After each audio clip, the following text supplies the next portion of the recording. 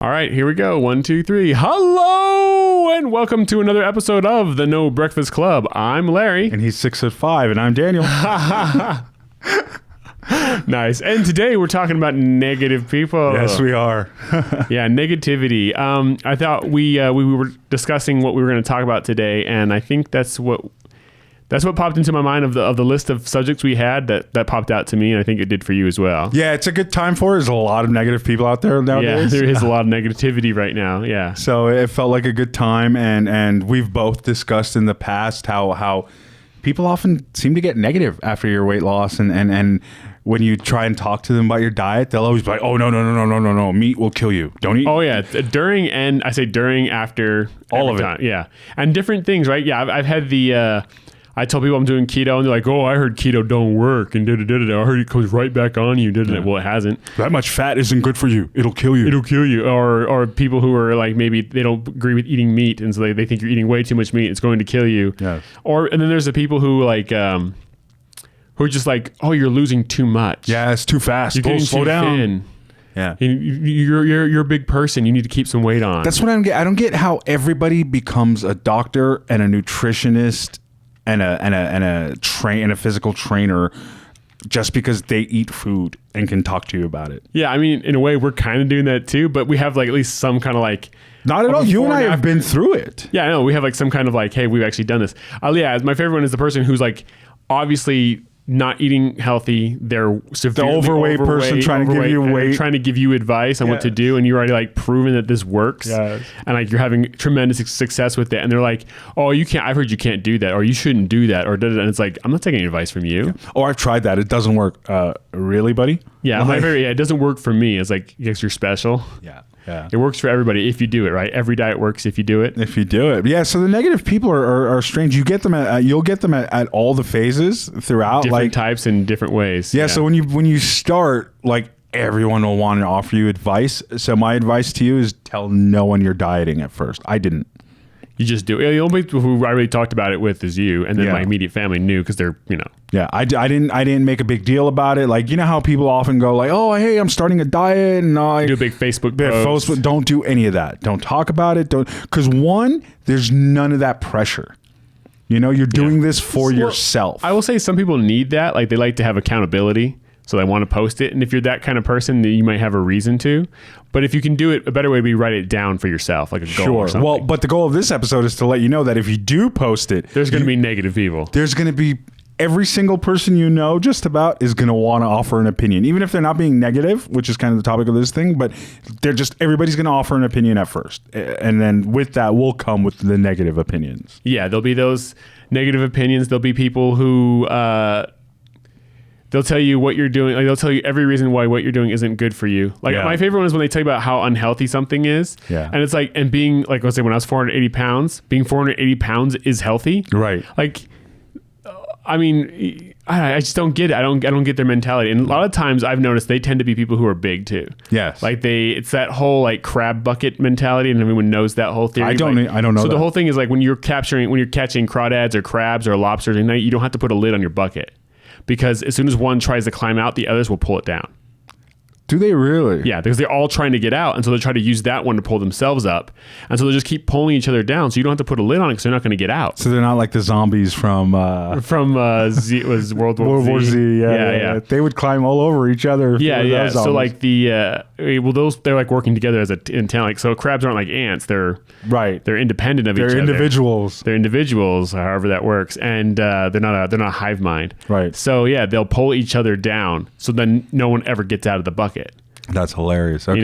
So that's how you see these negative people? Negative people are that way because there are definitely people who want to prop you up, who want to be like, yeah, go for it or whatever. And those people are definitely out there. And there's people who just like silently be happy for you and may not even say anything, but there's a lot of people out there who just want, for whatever reason, when they see someone else who's doing well, they want to bring them down. When we see it with celebrities and athletes and actors and actresses, whenever they have that little hiccup, everyone like wants to jump on them. Yeah. Well, people love nothing more than to build you up and then knock you down. Yeah. And there's some people who I think who almost exclusively enjoy the knocking down. Yes. So they love to see you fail. They love to see you, and even if sometimes they don't even realize it. So they'll Like, I mean, I've seen this so many times. I've been a lot of part of like motivational groups and stuff since I started doing this, because like it's nice to get motivation from other people and see their experiences and stuff. Sure. And there'll be like a woman who's losing a lot of weight and she's doing very well, and she'll go to the office and there'll be that other chick in the office who's not, and she'll get Karen. Yeah, there'll be that Karen in the office who gets mad at her and tells her she's too thin.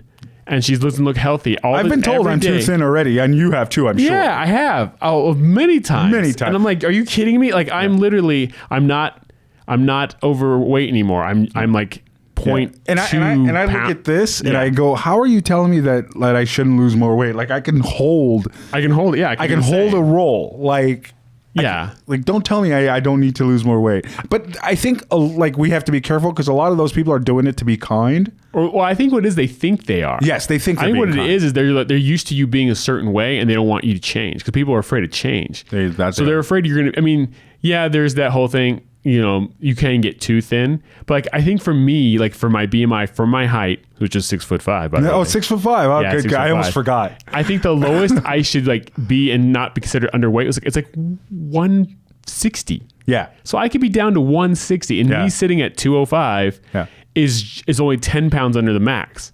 I should be more like 190 unless I'm bulked up with muscle, but I'm not. Not yet. Not yet. That's my goal. Not but yet.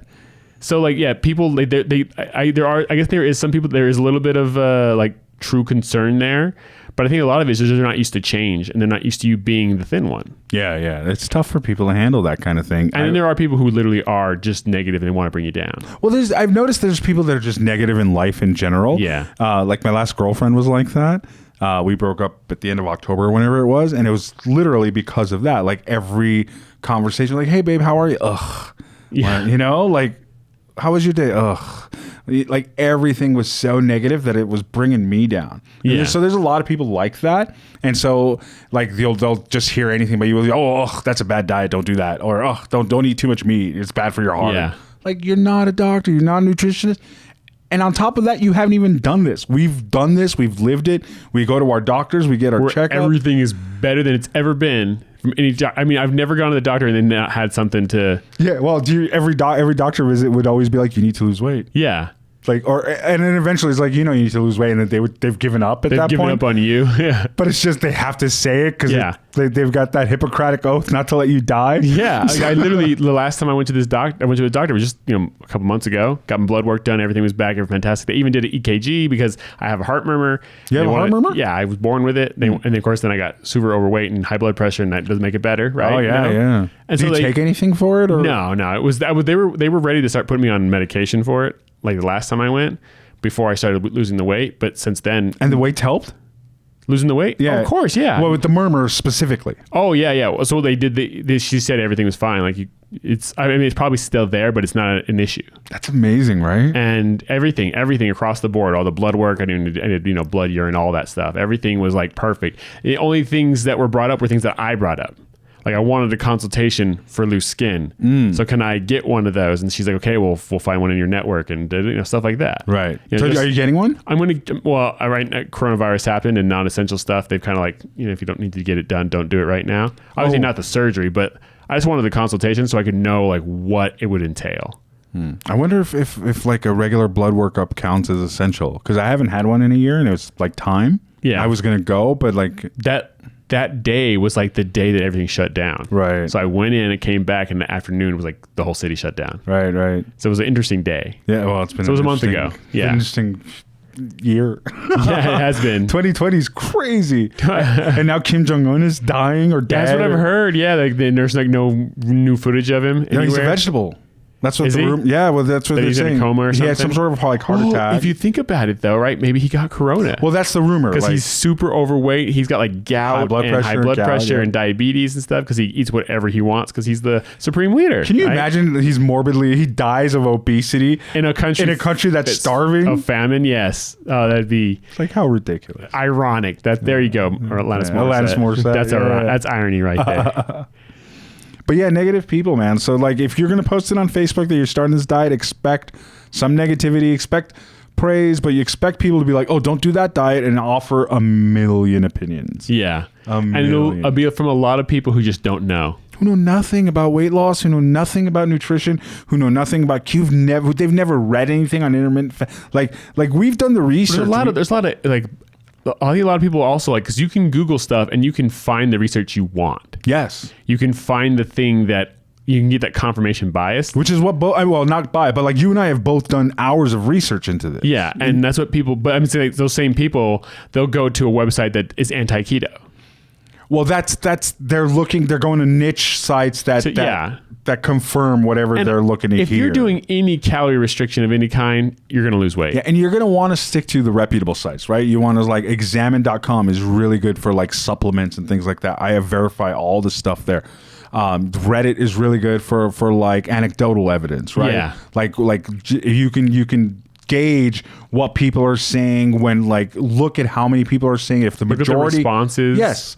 You have to make your own decision, like Wikipedia and all that, right? So like you have to be your own, advocate. Yeah. You have to be your own advocate here, and you have to do your own research, and you have to make sure that you're not looking at like these little bubbles where you're just confirming these wrong opinions that you always echo had. chambers. Yeah. They exist.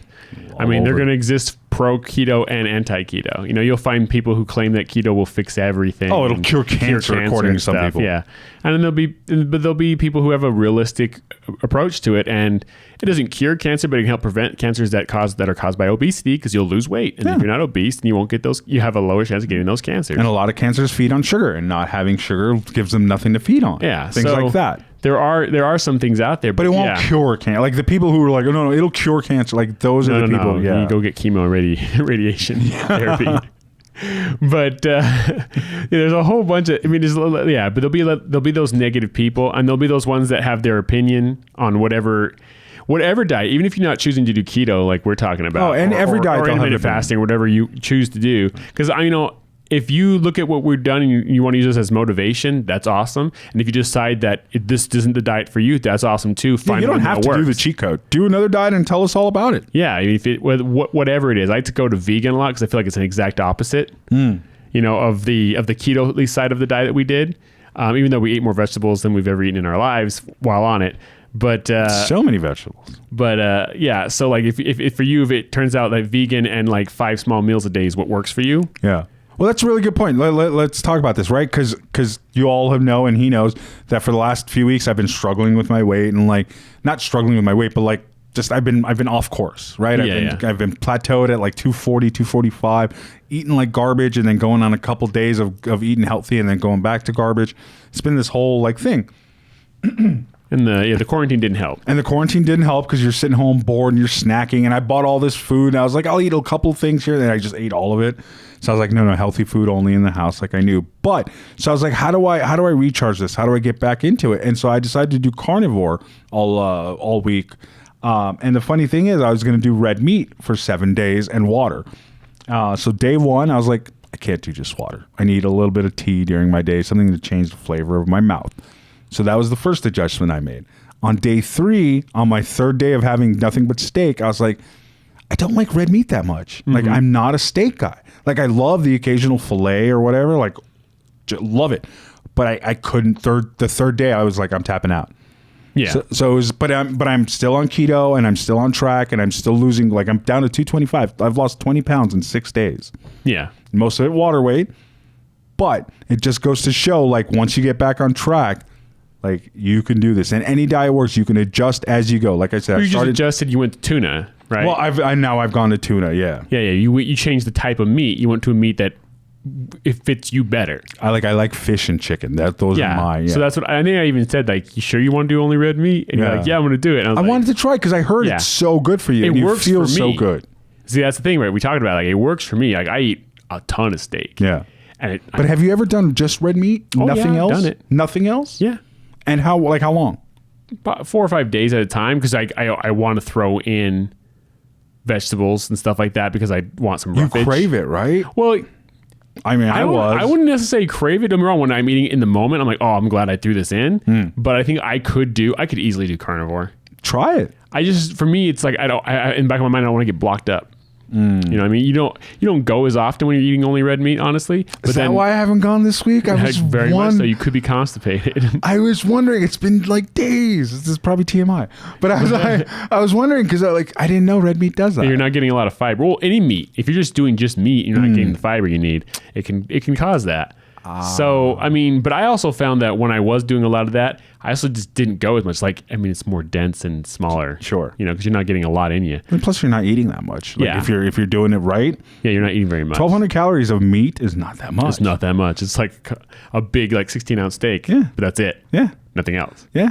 And that steak, once you cook it and chew it down, it's not a whole lot. There's a lot of water in it too. So once that water gets pulled out of it, in your colon and stuff, it's not a ton of food. Not a ton of food.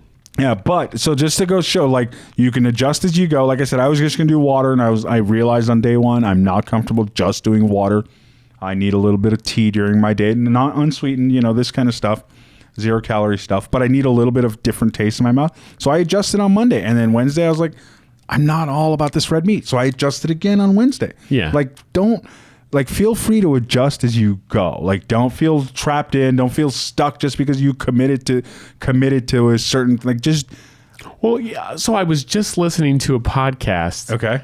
It was about it's the Cautionary Tales, and what was it about? It was about an oil tanker that hit some rocks in the English Channel or something like that, capsized. And spilled oil. It was the worst disaster at the time, before Exxon Valdez. Yeah, it was in the 60s. What was it called? It was the Torrey Canyon ship. Yeah, if you look it up, I think it was Torrey Canyon. Anyways, and one of the things they talk about is a thing called Inertia Bias. I think is what it's called, and it happens to pilots a lot. And usually it's the get there. It's I've set the plan, I'm on the plan, and I've already dedicated enough time to this plan that I don't want to change it now, even though I should. Right. So what happens? They say the biggest example of that is a plane that's flying to an airfield, and there's a storm coming in, and if the storm is not going to get there before they land, there's no problems. If the storm's going to get there before they can land, there's no problems. They just divert. It's when I might be able to beat it. That's when there's a problem, because I've already dedicated all this time, and if we can just get there, we can beat the storm, we'll land and everything will be fine, we'll save money, time, and everything. What did you say? Inertia what? Inertia bias. Inertia bias or something like that. Okay. It's basically the same as sunk cost fallacy. Yeah. You've already put enough effort and time into this thing, you don't want to adjust your plan or change it. Right. And so your diet, right? I've already started this diet, I already bought the meat, whatever. I'm not going to change it. No, you need to adjust it. Yep. You'll need to be able to look at the plan you've set in with no biases, and then make a judgment. And maybe the judgment is stay on course. Yeah. But maybe the judgment is, okay, we're going to need to pivot. Yeah, and like we said, just listen to your body. Your body will tell you. My body was telling me, hey, dude, I don't like this much red meat.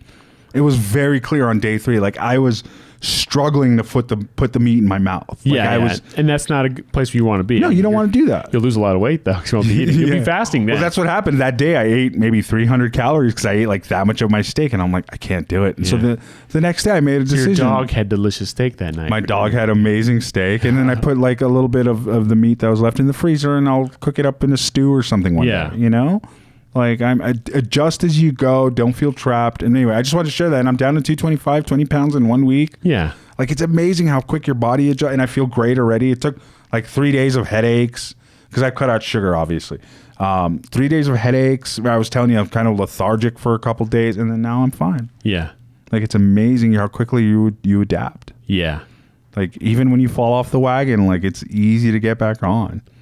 It's easy to fall back off. It's easy to fall back off. Like I said, we talked about the other day when I talk about this being my new addiction. You're like, I don't like that word. But one of the differences is it's easier to fall out of this than it is to fall into it. Easily. So that's the difference where it's not really an addiction. It's just more like a lifestyle change, as we don't like to say that word either. A new normal. Anything you do for a few days, your body adapts, becomes a habit. Right? It becomes a habit, and then after 2 weeks of it, you don't even think about it anymore. And I think the way the diet of food works is it's easy to go 3 days and not think about what you're eating. Way easier than it is to go 3 days and think about what you're eating. Yeah. You know what I mean? So that's why I think it's so much easier to slip off, because it's you're busy with your mom one day, you're busy with your girlfriend one day, you're busy with work one day, and all of a sudden it's day 4 that you've eaten like crap, and you're completely off that cycle and onto the bad habit. You're in a bad rut already. Without even realizing, because you've had a holiday lot going comes on. by, you take that day off, and you're like, I'll take the next day off too, because it's a holiday. And then next you know it's Christmas this week, New Year next week. I'll just take this week off. And it's a week off, and then you're out of ketosis, and or whatever program you're on. If you're vegan, you're eating meat or something. Right. I don't think vegans do that though. No, some do. Some, not all of them. Well, I mean, there are a few I know that have done that. Really? Yeah, I know some that like go for it for a couple weeks. They'll be like, I'll have the occasional chicken or fish or whatever. I'm like, that's cool. Yeah, maybe not a steak or anything with a face for some of them, but you know what I mean? Whatever that means. Yeah, I'm surprised. And honestly,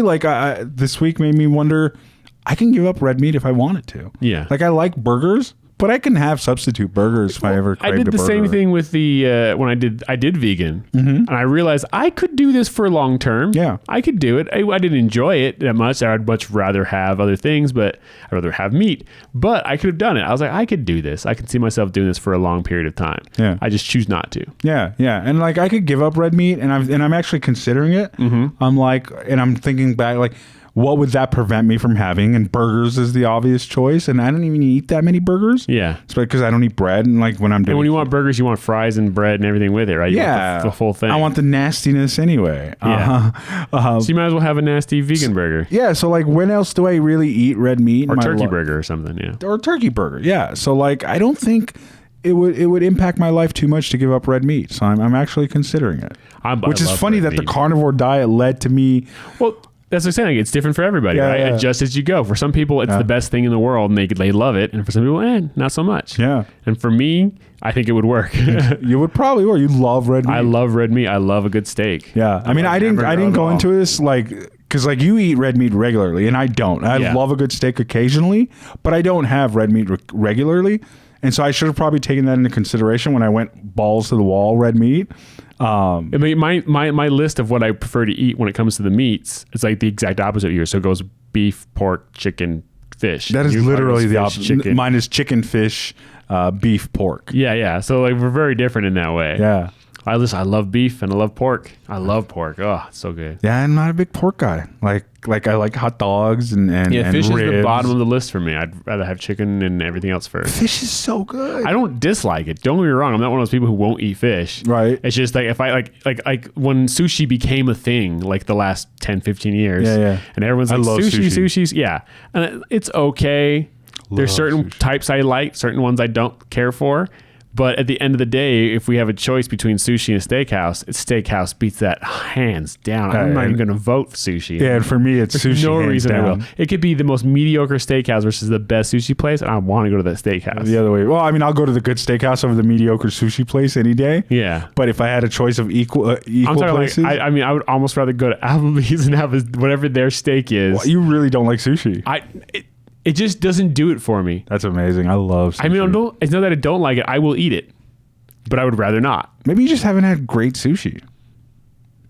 I probably haven't, but I know I have. I've had it before. It was really good. We'll go to my two favorite places. Yeah, when Corona life. Well, I got to do it on a day where I can have rice. Yeah, too, you know. But I'm not like. It'll be a cheat day once Corona ends. See, then that part of my mind is like, why are we wasting a cheat day on sushi? Because it's so good. I'd rather have mashed potatoes with my steak. Oh, I mean, we can go to Cracker Barrel too. I love Cracker Barrel. Cracker Barrel. I've actually never eaten there. You've never eaten at Cracker Barrel? It's so good. It's so I love this is two fat guys talking about food now. Yeah, it is. I mean, I love food. I've always loved food. Yeah, I love food too. I mean, I love to cook it, love to eat it, love to share it, love to go out. Yeah. By the way, another great thing is your palate changes quickly too. I realized it was probably day 4. It took me 4 days for my palate to change again. And I was like, oh, all this food is delicious now without the excess sugar. Yeah. But it took 3 days of it feeling bland and whatever. To get back to but it's not long. Yeah. I was going to say but see, I do like fish because there'll be days where I'm like, oh, man, I really wish I had some fresh trout. I love to fish and I like to cook the fish right after I catch it, you know? And just the other day I was just like, man, I really want some trout. And then I was at my sister's house and they had tuna. They had salads with tuna in it. I wasn't going to say because not tuna salad, but right? Salad with tuna in it. And I walked in the house and I was in a fast, so I could smell the tuna as soon as I walked through the door. It'd been hours since they'd eaten. And I was like, man, I really want some tuna. I just haven't had tuna in a long while. Right. For whatever reason, there's no reason for me not to have it. I just realized I haven't had tuna. I have tuna once a week. Oh yeah. See, my thing with fish too, though, is the mercury, right? That's why I limit tuna to once a week. Yeah. I know. I'm not really that concerned about it, but I think about it because like there's been times where I've done like a tuna kick. Yes. And like I've done sushi and tuna and then like fresh trout and stuff, and there's even mercury in there, you know? So it's like, cause it works its way to them because they eat the bugs and things. Yeah. But I think the mercury kind of works its way up the chain, right? The fish that eat other fish more get more of it. And more of it. Yeah. So the predatory fish are the fish that we tend to eat the most. The tunas and things like that. Yeah. And so they eat the other fish, so they get more than the other fish. They have a more dense count or whatever, how it works. Right. Yeah, but anyway, so negative people. Yeah. Negative people. I will say there's another type of negativity you'll get, and this is like a more devious negativity. Passive aggressive. No, not I wouldn't even say passive aggressive. That is definitely a real thing too. Yes. No, it's that person who is they're not necessarily being negative, but they're in negativity in your life, and it's that fast food buddy, or that person who always offers you something. Who's never eating healthy anytime you see it. And they're like, here, have a donut. Yes. Have a thing. Or, sometimes it comes out of a place of love. I've got a grandmother who every time I see her, she wants to feed me. My mom too. Yeah. And she never remembers that I'm on the diet. And even though she's like, man, you've lost so much weight every time she sees me, but she's like, here, I bought an extra donut. You have one. I'm like, I can't have that, Grandma. Right. But I'll be like, I made it. Like, it tastes just like a coffee mocha. I learned how to do that. I'm like, it has sugar. I'm not having sugar. Right. You can't even take a sip. I'm like, I'm not having sugar. I'm not going to do it. Like, I'm not going to do it. Like, I don't care. Some people don't understand that. Like, for me, like, there is no have a sip. Yes, there is no have a sip. There is no, like, if there's a plate of cookies, there's no one cookie. No. I want to eat that. I want to eat that whole plate. The whole box. I might not, but I'll eat most of it. Yeah. I mean, I've had a day off where I'm like, when I do take those days off sometimes, especially if it's not a good planned one, like I really planned it out like I should, part of my brain goes like, we got to eat as much as we can. Binge as much as you can. You know? Isn't that weird? It almost feels like it's going to disappear.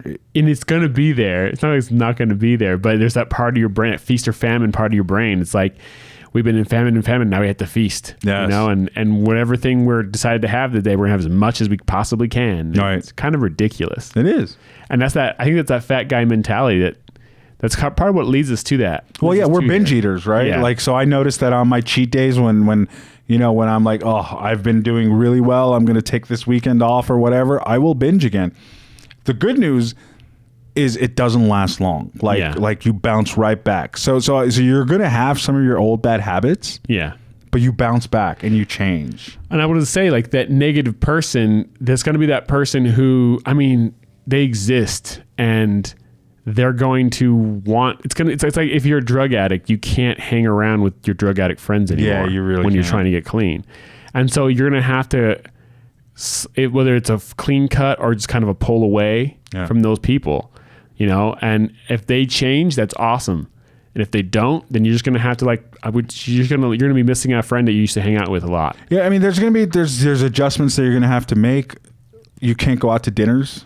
Yeah. And if you do, you're going to order the salad and people are like, order something else. And they're going to try and peer pressure you into ordering more. Yeah, that's the weirdest thing. Like you're doing this amazing thing. They're all so happy for you supposedly, but then they try to peer pressure you into eating. Into eating more. It's very strange. I don't understand it. I think it comes from a good place. Maybe, I don't think these are negative Maybe they people. want you to enjoy it. Maybe there's a part of them that wants you to fail and they don't even realize it. I don't know what that is. I think they want you to be happy and they think food makes you happy. Yeah. And so they just want to make you happy. It's a temporary happy though. It is. But food makes us all happy. Yeah. You know, you get a dopamine there are rush. people though. There are people who don't. Anorexics? Yeah. Well, I mean, I know people who they eat to the whole point of what we've done, we try to change. We're trying to eat to survive rather than surviving to eat. Yes. We're trying to change that. I think there are people who live in that. Those people who can just take a handful of something and they can pick on that all day and they're happy. And those are weird people to me. And I'm trying to become that person, strangely, in a way. And there are days where we are that person. Yeah. Like there are days where we're not the fat person anymore. I mean, I have plenty of days where I have the half an apple. Yes. And I'm like, oh, no more food. And I'm like, I've only had like one tuna roll. Yeah. You know, maybe 300 calories. I'm like, yeah, but I'm done for now. Like maybe I'll have another in an hour. Yeah. But I'm done for now. Like it's a weird relationship to go from fuel or from excess to fuel only. Yeah. Like, and your body, you do it naturally. It's kind of cool. Like I I was hungry the first 3 days when I went back into this diet this week, because I hadn't gone back into complete IF and stuff. I was just being half-assed the last few weeks. Yeah. So the first 3 days I was hungry. Like I would get hungry like starting at noon and then 3 o'clock, even hungrier. And my feeding time is lately this week has been 5 to 8. Like I'm doing a 3-hour window. And just because I'm doing like a little bit and then I'm done. And then an hour later I'll get hungry again a little bit more. And I've been doing that like for 3 hours and it's worked out perfectly. Where was I going with that? I have no idea. I have no idea either. Feeling the hungriness, and then again in 3 days the hungriness went away. Like the body adjusted to the IF again. And now all day I'm not hungry again until 5 o'clock, and it's like, hey buddy, you feed me at 5 o'clock. Let's go. It's time for that food, and I get starved. Yeah. I know what you mean. Like your window opens up, and your body's like, this is eating time. It's eating time. Your body gets on that clock, and it knows. But it adjusts quickly, and I wonder. I don't remember now how long it took me to adjust the first time, because I always tell people a week or two, and I'm guessing that's what it took me the first time. But this time it was only 3 days. I think it's more of your body's already used to that. Like muscle memory. Like muscle memory. It knows, we're doing this again. Like I talked about that where I'll do my 3-day fast and I'll break it with a chicken, and my body goes, we're keto. We're doing fat again. It just knows. Right. Like we're not doing carbs, because usually I'll do carbs before I do a fast like that. I'll have a little bit of carbs, then I'll do that fast, and then I go like that chicken, and I'll have chicken with like skin on it and everything, and my body goes, we're back here again, and it just like readjusts, and boom. You haven't talked about this at all. You're on a fast right now, right? I didn't want to bring it up per se, because it seems like every time we record, I happen to be on a fast. You are you're on like day 3. This is day 4. Day 4. Day 4. So all right. My nephew had a birthday on Tuesday. He turned 7 years old, little Anthony, cute little boy in the world. All right. We call him little Anthony. Do you guys have a socially distant birthday party? They were less than 10. That's basically the only people I see is my immediate family, and my sister lives right down the street with her kids and my brother-in-law. I see you and my mom. That's it. Yeah, that's it. And so you saw our friend James for the first time in like 2 months yesterday or the other day. Oh yeah. But we were socially distant. We were in the car. He was outside the car. We talked to each other from like. We didn't shake hands. We didn't bump fists. It was like, hey, we're doing the head nod. Yeah, head nod thing. We ended up talking for an hour, and we lost an hour of our hike. But it was so many people were hiking. Anyway. It was ridiculous. I got burnt. Yeah, I got a little burnt on my head, on my scalp. We got to be careful now that it's 90 out. Yeah. Anyway, so I had this birthday party, and he wanted a Pikachu birthday cake, chocolate. So that sounds delicious. Yeah, so I designed it and made it. My mom and I frosted it, and it looked great. I got pictures. I'll put a picture of it even. Yeah, right there. And then and I was like, well, I'm probably going to have some of this cake, because I spent all day making it, basically, because it's a big deal when you make a cake like that. It would have been funny if you ate the whole thing and left him none. And we ended up making Pokeball pop cake. What do you call those things? Cake pops? Yeah. Oh, in the shape of Pokeballs? In the shape of Pokeballs. I get that with my car a lot. With like if I ever do Chick-fil-A off, like the people at the drive-thru, because they're younger. Yeah. They're like, your car looks like a Pokeball. I'm like, cool. Right. I know it does, actually. I just realized that. Yeah. Anyway, so we made those to go with the cake and stuff, and we were having like chicken and. I don't like that sound. We lost one. How many? Center one, it looks like, but I don't know. I'll check them. Okay. We're talking about birthday. Yeah, we're talking about his birthday, and he's fasting. He's on the middle of he does a longer fast than I do. Like I've done 3 days, and I've gotten close to 5, but I've never gone to 5 or past it. Really? Is the battery? I don't think this unplugged thing is working out. It's gonna work either. I'm just gonna. Yeah. Is the battery? Is it still on? No. You can edit this out, or are you gonna leave it in? Technical. I won't. Watch us get technical. See? Nobody's being negative. We're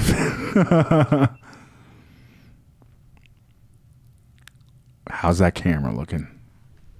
See, these are the GoPro 7s, and I bought them, I want to say like 8 months ago. Still good. It's still good? It recorded everything, so I'll just have to remember that there's 2 separate files. That one's 2 files. I wonder if it just turned off because of the cord. Probably. Yeah. Anyway, so yeah, I bought these GoPros 8 months ago, and I was going to do one podcast from my car, kind of like carpool karaoke, but instead of singing was a podcast, and we'll drive around Vegas and stuff. I actually have recorded a few episodes, and the problem with these GoPros was they would overheat. because once it got to like 100 out in Vegas, like because they'd be on the mounts to the windshield. Like as soon as it got to 100 out and they already run really hot, they would turn off in 10 minutes. So I could no longer do that podcast out of my car. And I was very disappointed in these GoPros, and now they're giving us trouble again. I don't think they're giving us trouble. I think this was your setup that screwed it up this time. I tried to do something to give us more battery life, and I don't think it's going to work. All right, birthday party. You made a Pikachu cake? Made a Pikachu You cake. ate all of it? No. No. So we had chicken, and we had Texas toast, and everything. So it was going to be carbs, and I decided that the couple days before that, I was eating. I wasn't fasting. I'm not crazy. But I decided to make sure I was super strict with the keto. Took that day off, and I hadn't done a extended more than like a 3-day fast. Because I like to do like a 3-day once a month. But I like to do an extended 5 to 10 day every quarter of a year, basically every 2.5, 3 months. Mm-hmm. And I hadn't done one since December. Okay. And it was April. So it's been 4 months. And I'm much smaller than I've ever been. This is the lightest I've ever been in my adult life. What are you now? Let everybody know. 205. By the way, he's 6'5". And I'm 6'5". And he's and so I was like, okay, I'm going to do this. I'm going to do a 10-day. So I pigged out and did the birthday thing, and I'm on day 4 of a 10-day. Nice. So and how's that going? How was day 4 feeling? It feels fine. Yesterday, day 3 is always the hardest. Was it tough yesterday? It was tough yesterday. I was... Were you able to, did you hike or do anything? I went for a walk last night, and I could smell everybody who was cooking in the neighborhood. I mean, yeah. I was at a point where I was like walking past a quarry of, where they're mining Is your eyesight rocks. better already? Oh, it always is. Yeah, on day 3. Yeah, everything gets clear. Yeah. And someone was cooking pasta, and I could smell it. Wow. And you could smell like just the I could smell like the carbs of the pasta. You can smell it when you smell pasta, like that bready smell. Yeah. I could smell it in the air. You sure they weren't baking bread? Maybe. Okay. It smelled like pasta to me, though. Okay. And I was probably craving pasta and smelled bread. near a house. Oh. I'm like, this is insane. That's what happens. Like somebody just drove by with pasta in their car. In their car, I could smell it. A lot of people are out and about because it's it's warmed up. The weather's really nice right now, and so people are out at night like having bonfires, and I smell the fire, from wherever I'm at, and it just makes me instantly think of cooking hot dogs over a fire. Like, my mind goes there, right? Or like s'mores or anything food related. Like that's part of the whole clearness that you get. Like your colors are more vibrant because I think you're looking for fruit in the trees kind of thing. Yes, that's exactly what it is. It's like an evolutionary thing. Yep. Like you haven't had food in a while. Your body's like, hey, we're looking for food. Yep. That's why it gets crisper. You're looking for color and you're looking for food and listening sugar to sounds, sources, things like that. Yeah. Listening for the animal you can hunt and kill or whatever it is. So I'm in that zone right now. That's cool. And but I'm feeling fine with it right now. I wasn't sure. Because again, it's the lightest I've ever been, so I'm not sure. I mean, I know I have the reserves. I mean, I've got that roll that we both talked about. So you definitely have the reserves. I'm really listening to myself right now, like really checking. If I get dizzy or something, then I might end it early. Yeah. But I want to try to push for at least 8 days, so I got at least 4 more to go. But yeah, I'll end it Friday night. Woo! I don't know, buddy. So how you feeling? Have you gotten hungry at all at any point during this first 4 days? Well, that's the thing though. It's like real hunger. Yeah, like no, not really. I mean, like stomach's making noises and stuff, and I did a saltwater flush on day 3. Oh, so I'm completely empty right now. I got nothing in me. And if anyone doesn't know what a saltwater flush is, it's you take a non-iodine, a salt non-iodine in. So yeah. Usually like a pink salt or sea salt of some kind, and you mix it with some warm water and you drink it. Some people put a little lemon in it, make it easier. I just do the warm water. You drink it as quickly and as fast. You gotta do it as quickly and as fast as you can, and it just activates everything in your body. Just says like, hey, we gotta get this out. So you an hour later you're on the toilet. Talk to your doctor before you do any saltwater. Yeah, do the research on it first. It will spike your blood pressure. It's not good for some people. It's a lot of sodium. Doing it too much is bad for you. Yeah, because you're taking in a ton of sodium.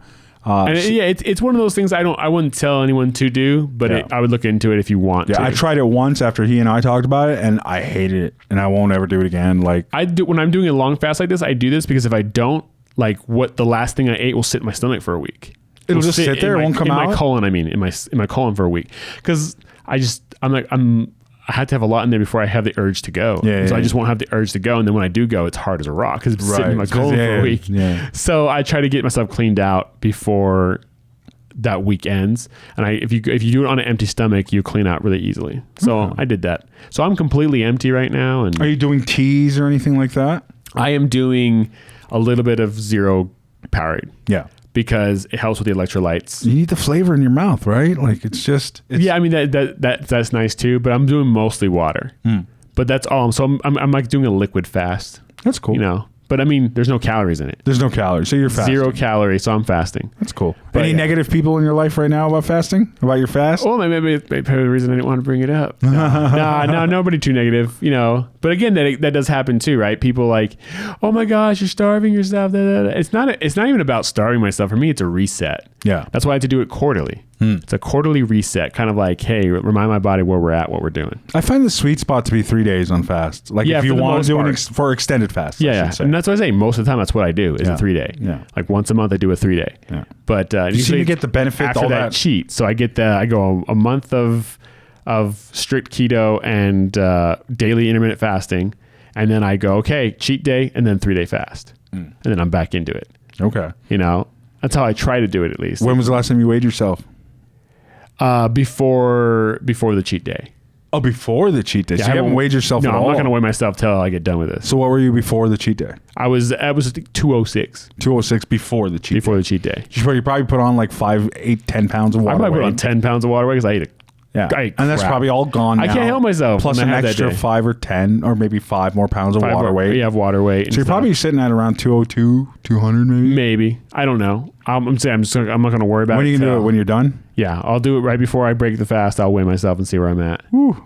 That should be fun. I'm wondering if I'll get under 200. I think I will. How's that going to feel? I haven't been under 200 yet. My lowest has been 213 since I was like a middle school student or something. So I don't know. You don't know? Yeah, it's going to be interesting. Are you excited? Oh yeah. Yeah. Yeah. Yeah. When I got down to 213, 200 became so close that kind of freaked me out. I mean, I've been so close for a while now. This last month, I've been bouncing back and forth between like 213 and 206, 205. You know, just back and forth.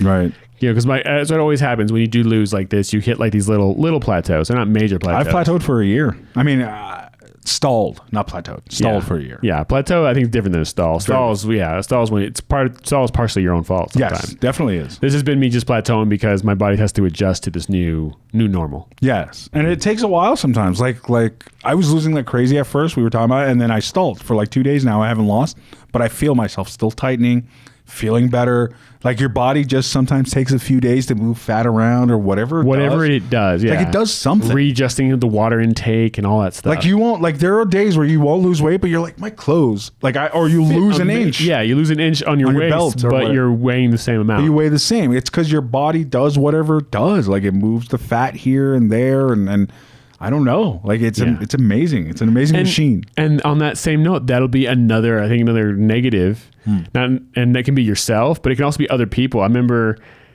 like negative people who see the weight loss and you're not necessarily you're not fishing for a compliment, but they'll say something that's really negative and makes you feel like crap. Like what? I had that. Okay. There's a guy who's negative and we both know we've talked about him before on the meetups. Okay. This guy, I know who you're talking about. So I'm like down to like 285, right? So I've lost like 200 pounds. Yeah. And I feel amazing. And this guy is a fat guy too, which is funny about this. And I'm sitting in this like chair at this meetup at this coffee place, and it's a flimsy chair. It's already broken. Like I know it's broken. I can feel it. Like there's like a bolt that's like completely gone. And I'm talking with another guy, and I twist to move, and it goes like, "Kerrang!" And he's like, "That's got to suck to lose all that weight and still break a chair."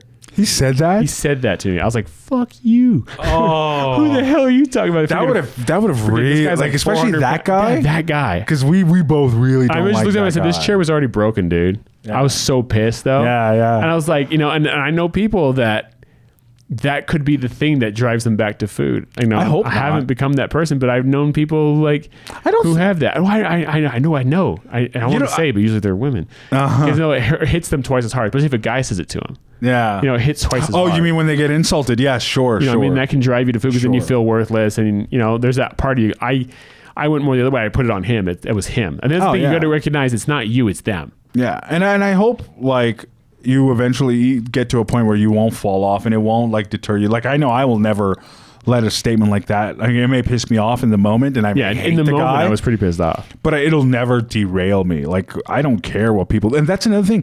Like I used to care what people thought all the time. You have to learn the people. There are people you should care about what they think, and those are the people who are out for your best interest 100%. Well, I used to care what everybody. But yeah, there's that side of it, right? Yeah. Like everybody, like who's looking at me, who's seeing my roll of fat, who's going to see me break this chair if I try and sit on it. Like I cared about what every single person in the world thought. Yeah. And that, like, it dissolved with the weight. You know what I mean?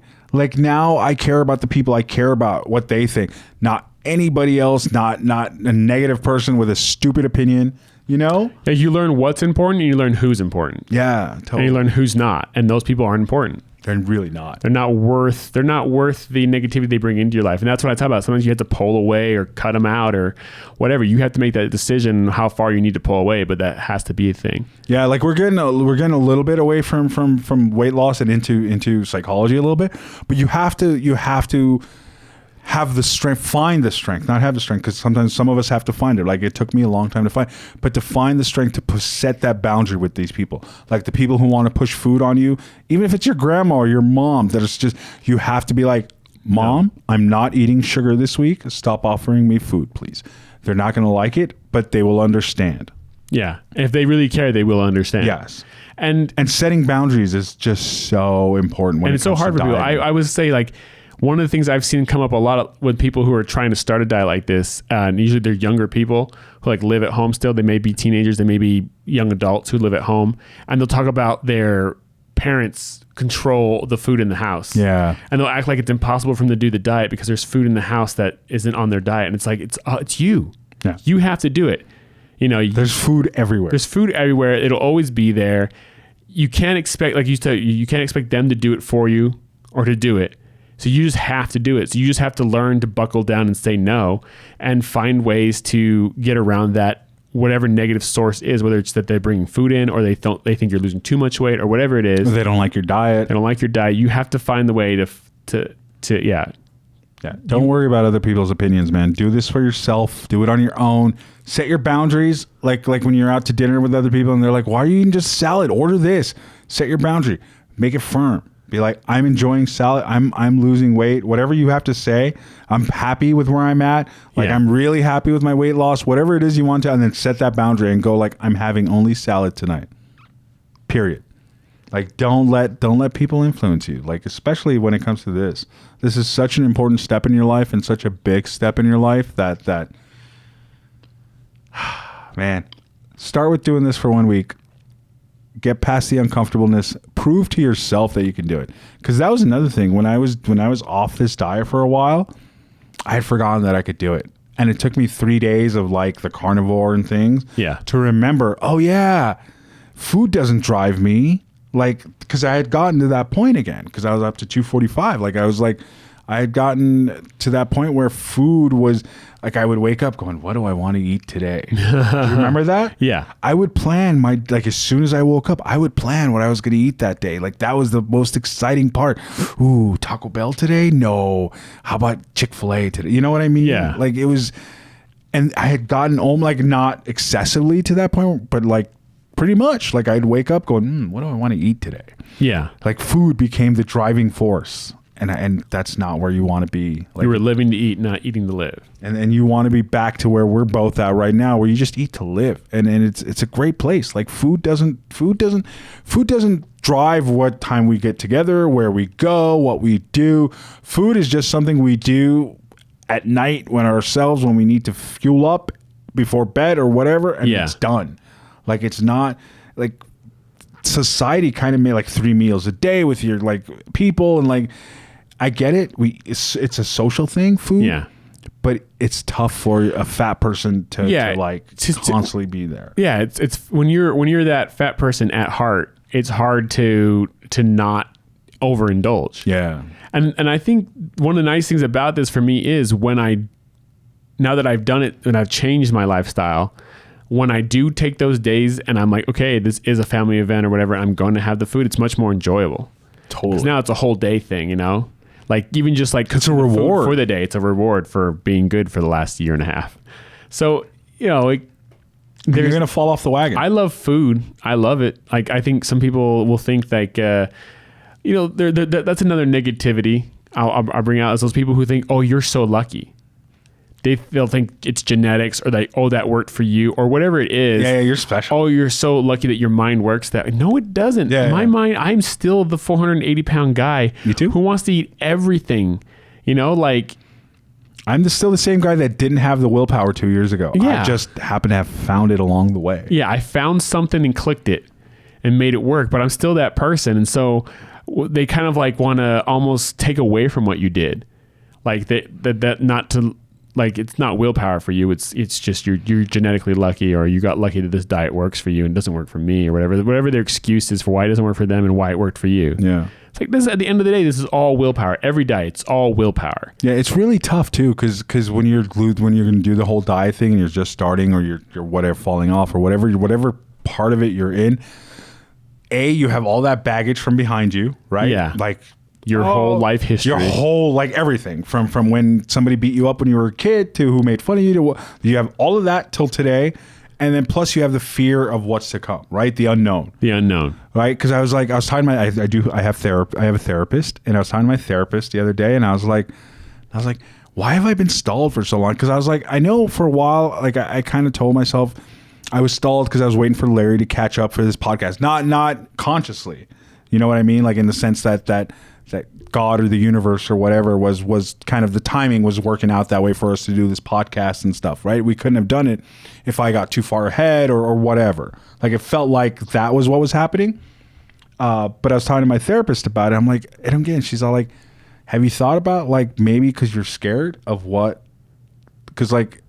happen once you get below 200? And I'm like, you're right. Because I always saw 200 as the finish line. The goal. You know, we've talked about this. There is no real finish line. And there's no finish line. She's all like, so maybe, and she's all like, so what do you, and I started thinking, I'm like, she's right. Like, I was afraid that once I wouldn't accomplish my goals. And these are the personal goals that you and I talk about privately, like family and things like that, starting a family and things like that.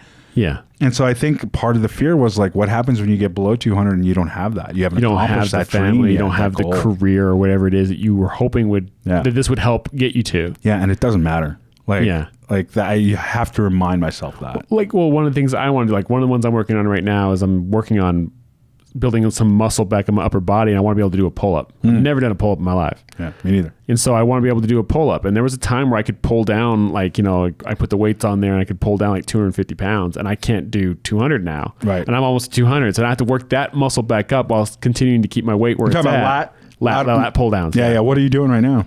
I can consistently do like 160. I can do like 185, like max out. I do regular sets of 120. Yeah, I used to be well over 200, you know, when I was heavy. Yeah. But now I can't do that anymore because I lost some muscle mass in my upper body.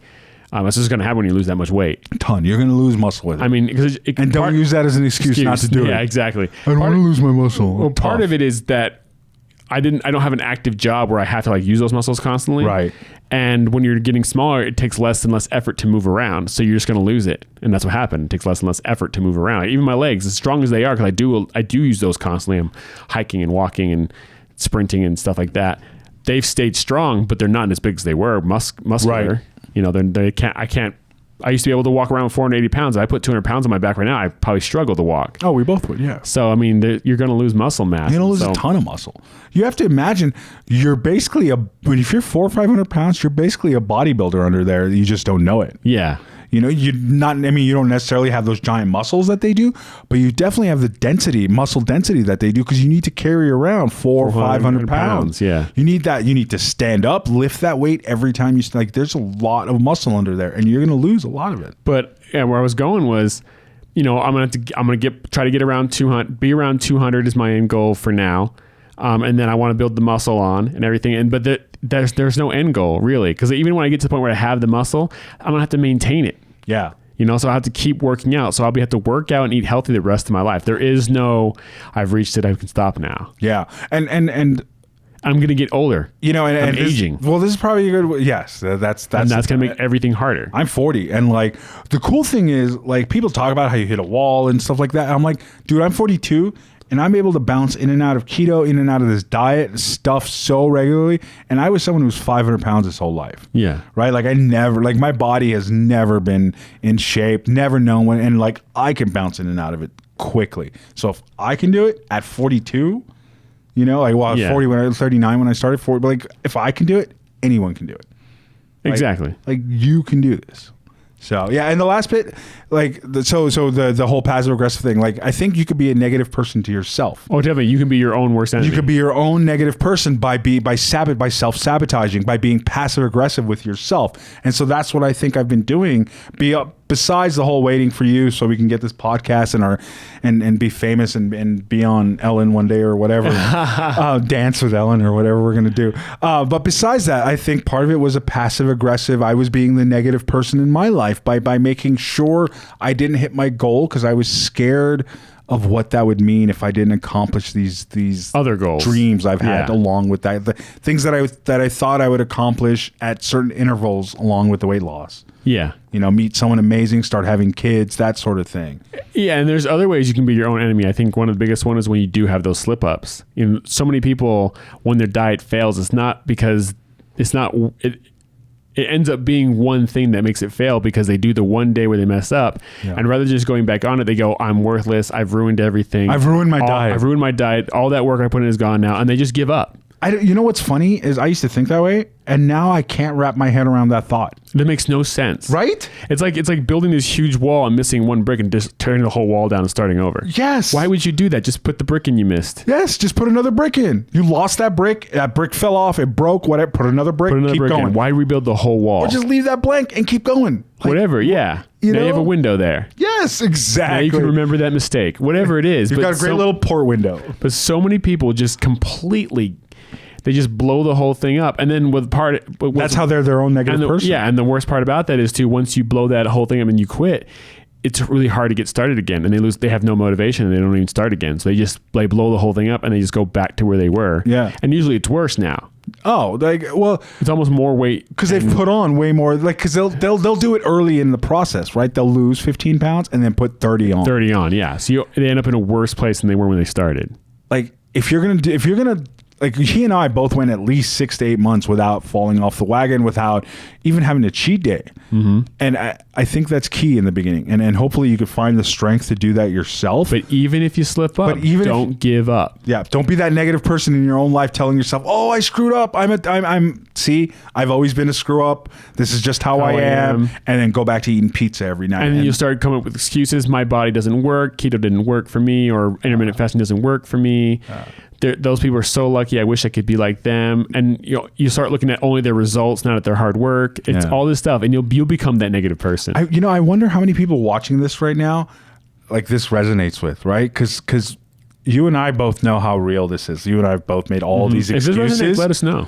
And like, I wonder how many of you are sitting there and are being honest enough with yourself to go, he's right. I do that. Yeah. I say those things. Like, comment below. Like let us know. Do you have you admitted to yourself that you've made all these excuses? How much do you weigh? How long have you weighed this much? And are you making these excuses? Are you cognizant, woke enough are you woke enough to recognize that you're making these excuses? I truly wonder how many people in the that are listening right now know they're making these excuses. Are they aware of it? Yeah, I don't know. I mean, let us know if you really do feel like because you and I were not aware of it at the time, were we? I wasn't. No. I mean, I think there's a part of you. There's part of you that knows. Yes. But there's that part of you that you lie. You have to lie to yourself. Yes. To stay there. So you just get this whole oh, they're lucky. It works for him. It doesn't work for me. I can't do that. That's my favorite. Layer of excuse. Yeah. Or I'm happy. I'd rather die happy than be miserable and thin, or whatever that is. I remember I used to say that. Yeah. I'd rather eat what I want and die happy. Yeah. It's that's not even true. It's not true. That's I used to believe it too when I said it. I would say it's not unlike a drug addict who they pretend like they're happy in the moment while they're using whatever they're using, but every other moment of their life is misery. Like, take it from two guys who were completely different dudes who didn't know each other until 2 years ago and did this. All these excuses are bullshit. And I think it's part of that human nature. Like, there's that whole thing where it's that negative person that's hiding in your fat. Hiding in your fat. And so there's it's like this cognitive dissonance. Yes. Cognitive dissonance. You have to lie or admit or just have these intentional blind spots. Yeah. to make it so that you can be obtuse and just act like everything's fine. You know, the building's on fire. Everything's fine. Yeah. Well, that's why I asked like how many people this is resonating with and how many people like are aware of it. Because I wonder how much of it is the, you know, the fog and the inflammation and not being able to listen to your body. Yeah. Because I don't know how many people are like this, but I know even like not talking weight loss, but general things, if I'm doing something wrong, like I feel it. You know. I know, even if I'm lying to myself and I'm like, if this is fine, you know, like go ahead and take it. You know, somebody just lost it. Don't return it. And it's on the floor. Yeah. Like we were talking about with the ham like thing. Or the phone you found, the ham thing, the phone. I could have just kept the phone. It was an iPhone 11. You could have kept a brand new iPhone 11. Sold it online, slightly used. You know, I could have kept 3 boxes of food that accidentally came to my house. And it's like, deep, like, you know. Even when you're lying to yourself, there's a party. And I think even when it comes to lying about weight loss, you know. So I'm wondering how many of you are able to get past that fog, get past that inflammation that kind of stops you from hearing your own body and can actually be like, they're right. I make these excuses. I am the negative person in my life. Well, so this is going to be the last type of person I'm going to talk about when it comes to this negativity is now that I've done what I've done and people have seen my success, they come to me and they ask me what I did. And I tell them what I did. And some of them say, I can't do that. And I'm like, whatever, you can, but you're choosing not to. And then there's ones that say, I'm going to do that. And then you watch them not do it. Yeah. You watch them self-sabotage. Yeah. And you watch them make bad decisions where it's like, and all you can say to yourself is, I guess, you know, doing that little thing for 5 seconds of happiness was more important to you than your health and the rest of your life and being happy in the rest of your life. Yeah. And you have to work on not being negative towards them and just being supportive and trying to help them. It's hard. But part of it, it's hard for you, especially when you've done the work and you know how hard it is, I guess. Or when you know how easy it is once they get past the hump. Yeah, and you watch them just keep hitting that wall, banging their head against that wall. Expecting it to be different. And you're like, bro, you can get out of this trap. All you have to do is do the thing I said to do. You're just stuck in a loop, but you don't see it. Yeah. You know, I had a friend like that last January. I yelled at him. I feel so bad about it. And he had asked me for weight advice 3 months prior, keto, and I like helped him out, like do this, do that. This is the diet. And then 3 months later, he comes back to me. He's like, all right, I'm ready to start. Let's sit down together. Help me out with meal plans and this. I'm like, what are you doing? I gave you ideas before. I told you the diet I did. You wasted 3 months, and now you want me to waste more time. Yeah. I'm like, you're just wasting time. I'm like, this is all information you can Google in 30 seconds if you wanted to. I'm like, all you're doing is wasting time so you don't actually have to diet. I'm like, go fricking do the diet instead of wasting my time. And I feel bad for getting mad at him because he's a friend, but he still didn't do the diet. After all that. You get frustrated. You know, I have a friend that we talk about it constantly. They half-heartedly do the diet. Yeah. And I'll be like, hey, let's go do this thing. Like, let's go work out. Let's go do that. You know, let's go for a walk or go for a hike or whatever it is. And they just find an excuse not to do it. Yeah. They find an excuse there's a thing in town. There's a this and this. There's a person. There's a party. There's a whatever. Yeah. It's constant. And it's like, don't come cry to me when it doesn't work. But then it's like, you kind of got to be, you got to try to be supportive. You can't be enabling, but you got to be supportive. It's hard. We have to remember where we were back then and how many times we failed. I failed for, like I said, like we were talking about last time. I failed for 40 years almost. You failed for 35 years almost. Yeah. Just 30 plus years of failing. So we have to kind of keep that in mind, but it's hard not to get frustrated because we are giving our time to these people. Yeah. Right? We can't help everybody on a one-to-one basis. Hopefully we can help a lot more with things like a podcast and books and things like that we're going to do. But on a one-to-one basis, we only have a limited amount of time. And so when I spend time with someone like that, and then 3 months later they come back to me, not only having not done it, but then expect me to sit down with them again and do it all over again, and like give them meal plans and some. And it's like you're just wasting time. So at least try and be aware when you're just making excuses. Because like my friend that I'm talking about right now, that's all he was doing, right? He didn't need my help making meal plans or teaching him about keto. He could have Googled keto in 30 seconds. And that's my favorite part. Like he doesn't know what it's like to stay below 30 carbs. That's not hard. That like I literally told you the whole diet in that 3 seconds. Apps out there that will help you count. Yeah. And so it's frustrating, but we have to remember that we've been there. We were that person. We were that guy that made excuse after excuse, fell off the wagon. So it's tough. And it's specifically tough because we know how easy it is once you get past that. And I mean, I don't even know all the answers for what to do with negative people. I think sometimes it's going to be cutting them out. Sometimes it's going to be distancing yourself from them. Sometimes it's going to be not engaging. Sometimes it's going to be engaging more. Sometimes it's just going to be blocking them out, and it's because it's your grandma. And she's just going to do it. And so you just go, yeah, grandma, and you move on. You move on. And then there's going to be people you have to like, okay, I can't have this person here anymore. You're gone. Yeah. You know, so it's just going to be, it's different for everybody. And we wanted to talk about it, but again, like we don't necessarily have the answers. We just have what's worked so far for us. Yeah, we just want to let you all know all the various negative people you're going to come across on this journey, from the beginning when you announce it and to the end when sometimes you're the negative person doing it to yourself. Like, or you've reached a point where you're where you need to be and everything's going well, and there's still people for whatever reason. One of my favorite ones is when I've posted a picture of my before and after, and it's 18 months before after, and there's that person who's like, I don't believe that. Yes. It's like, well, why would I lie? And like there's a lot of people in here who know me and they've seen this happen and they know I'm not lying. My favorite is that person who just assumes that you're. My favorite are the ones that, he probably did drugs. Like what? What? Oh, like because I lost weight. Yeah. Like you think I became a meth head to lose weight? Like what? It's ridiculous. I still have my teeth. Like I still have my teeth. Or they're like, oh, you clearly got surgery, and it's like, but that's the negativity thing. Yeah, it's that negativity thing. There's that people who want to bring you down. Yes, because they don't want to admit to themselves that they can do it if they wanted to, and so if somebody else did it that they're looking at, well, they had to have cheated. Somehow, they're not doing right? Yeah. It's just like, what was I watching? It was Joe Rogan. It was Eliza, the comedian. Schulzinger. It's like, I don't like her. I do. You like her? I do like her. I think she's fantastic. You know what it is? She's like kind of the Dane Cook of women comics in a way, because she does exactly what I was going to say. The voices. She does the voices and she stuff. reminds me but I think she is funny. She reminds me of someone who would have ended up a female incel if she wasn't so hot. She's just weird and eccentric, and I guarantee she would have ended up an incel if she weren't so hot. Oh, maybe. I don't know. I like her. I like her and Nikki Glaser, too. You like Nikki? Yep. I like Nikki at the roast. Her comedy's kind of bland. Yeah.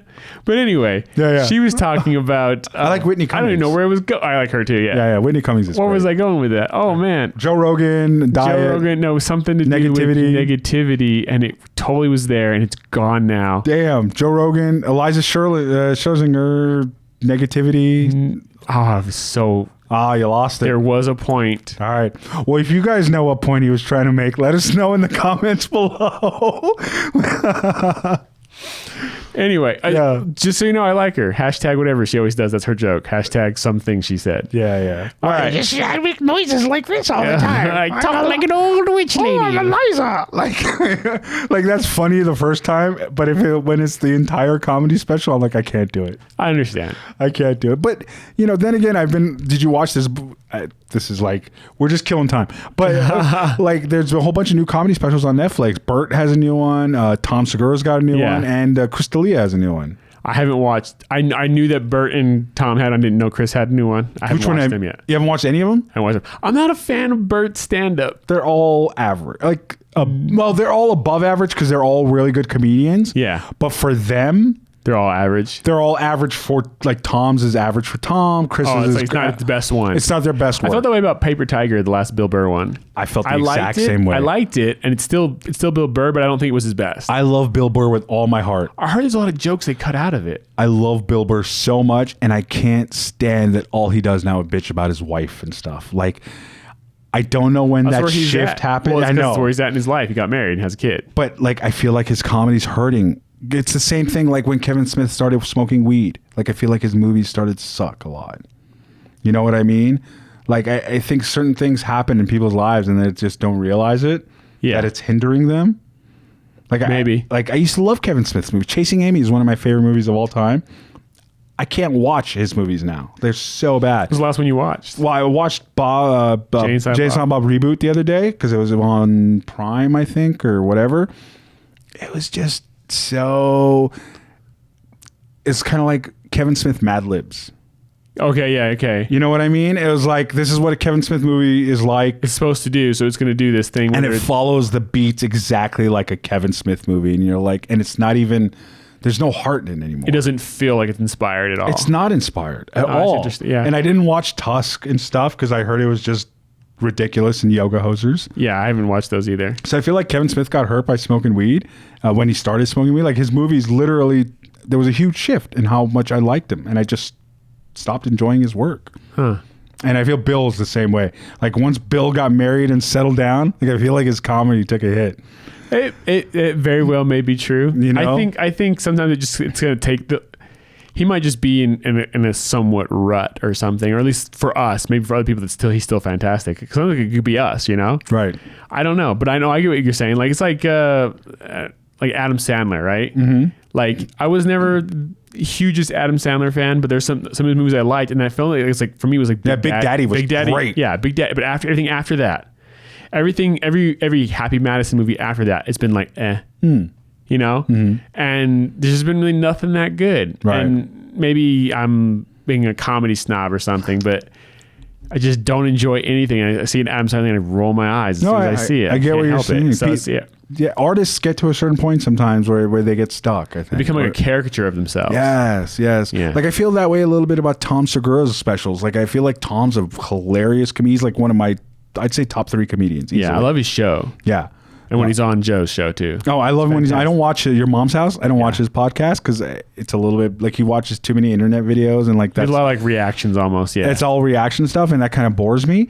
But I feel like Tom is one of the greatest comedians out right now, one of the top 3 at least, and even him, like I feel like he's phoning in his specials. The last couple, he's like effortlessly funny on those because he's just telling stories and he's like, oh, so I went up to this guy at the hotel and I was like, hey man, what you doing? Well, no, and he's like, and it's just. And it feels like just the same again, like Mad Libs. Yeah. Whereas I know Tom's capable of just being hilarious. Yeah. Like some of his specials are so funny. And I can't wait for Louis to make a comeback. Like I love Louis. I know he got in trouble and I know he's out of favor with the internet peoples right now, but Louis is a really funny guy and he deserves to be back on stage. And yes, he's repented and hopefully society forgives him and he's able to, because like he's so funny. He's so funny. Yeah. He's so funny. Anyway, we totally got on a tangent. Totally. Comedy tangent. Well, that's a good way to end though, because we went from negative people to funny, happy people. Yeah, that's a good way to end it. Yeah, that'll end this episode of the No Breakfast Club. As always, I'm Larry. He's 6'5" and I'm Daniel. And we'll catch you guys next time. Yeah. You bastard.